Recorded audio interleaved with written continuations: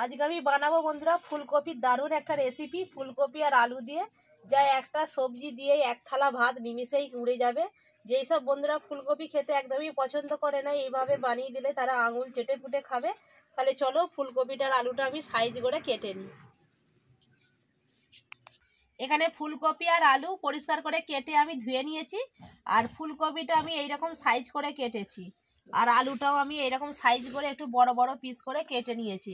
তাহলে চলো মশলাটার আলাদা করে দেখালাম না, একবারে রান্না করতে করতে কী দিয়ে রান্না করব সেই ভিডিওটাই তোমাদের সঙ্গে আজকে শেয়ার করবো, যে কী কী মশলা দিয়ে আমি ফুলকপির রেসিপিটা বানাবো। হয়ে গেছে, এবার আমি প্রথমে আমি আলুগুলোকে ভেজে নেব। যেটা তেলের চামচ থাকে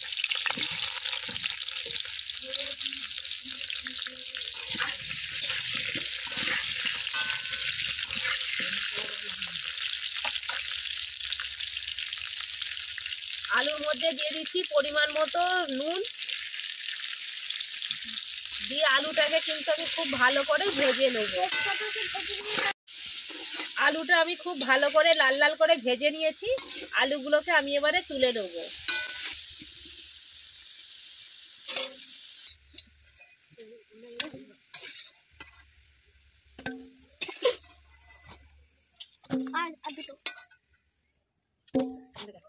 তেলের মধ্যে এবারে ফুলকপিগুলো দিয়ে দিচ্ছি।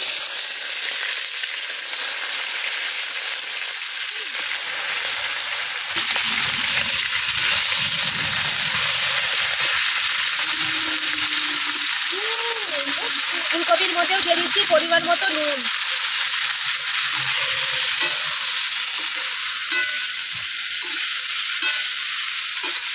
দিয়ে ফুলকপিটাকেও আমি হালকা ভেজে নেব।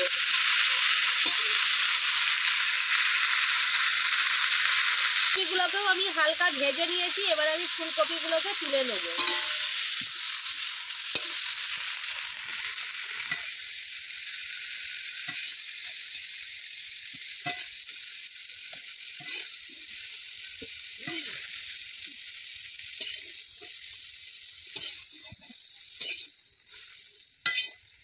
কড়ার মধ্যে দিয়ে দিচ্ছি আবারও সরষের তেল, আর 4টে তেজপাতা আমি ফাটিয়ে নিয়েছি।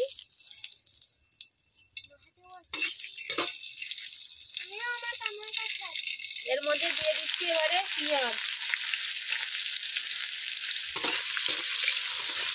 পেঁয়াজটাকে একটু গোল্ডেন করে ভেজে নেব।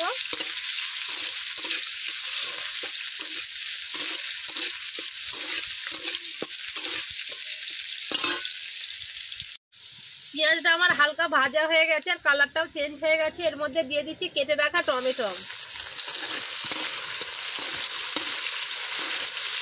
পেঁয়াজের সঙ্গে টমেটোটাও আমি ভেজে নেবো, যাতে টমেটোটাও যেন খুব ভালোভাবে সেদ্ধ হয়ে যায়।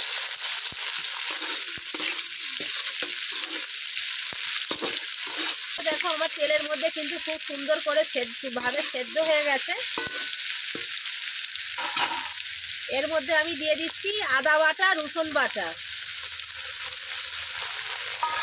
আদা রসুন একসঙ্গে পেস্ট করা ছিল, সেইটা আমি দিয়ে দিয়েছি।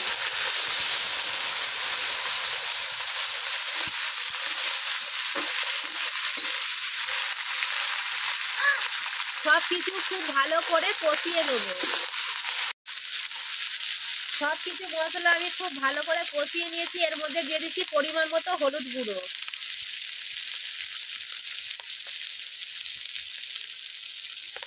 দিচ্ছি পরিমাণ মতো লাল লঙ্কার গুঁড়ো। সব কিছু ভালো করে কষিয়ে নিচ্ছি মশলার সঙ্গে।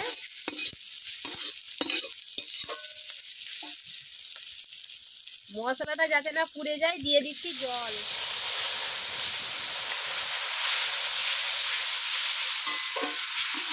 জলটা দিয়েও আমি 2 মিনিট খুব ভালো করে কষিয়ে নেব।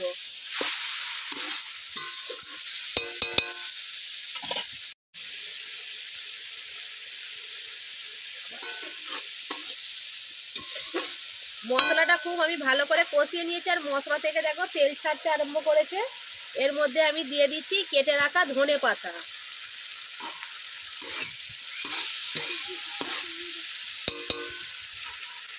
সবকিছু মশলা আমার রেডি। এবারে ভেজে রাখা ফুলকপি আর আলুটা দিয়ে দিচ্ছি।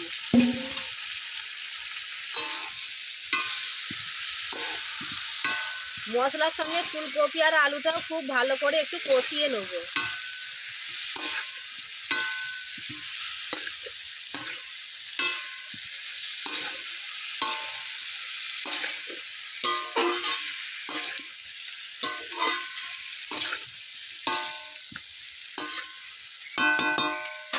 সব কিছু আমি খুব ভালো করে কষিয়ে নিয়েছি। এবার আমি দিয়ে দিচ্ছি জল।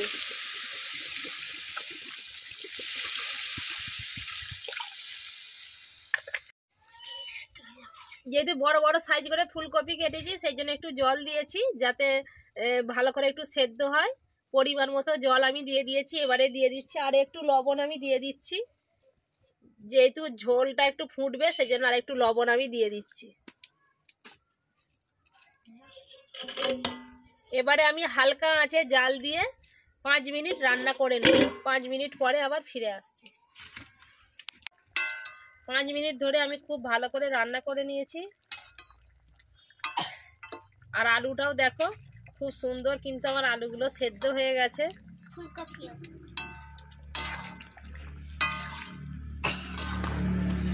চলো আমি এবারে কড়া থেকে নামিয়ে নেব। এবার আমরা খেয়ে দেখাবো। তৈরি হয়ে গেল বন্ধুরা আমার গরম গরম এরকম ফুলকপির ঝোল।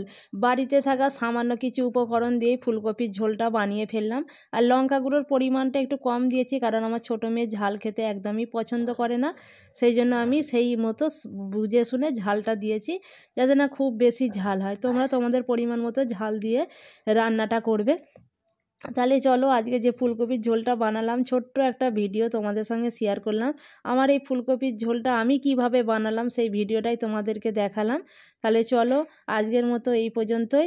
আর এমনকি এই ফুলকপির ঝোলটা ভীষণ ভালো গন্ধ বেরিয়েছে, আর যা গরম ভাত বা রুটি পরোটার সাথে কিন্তু খুব ভালো হবে খেতে।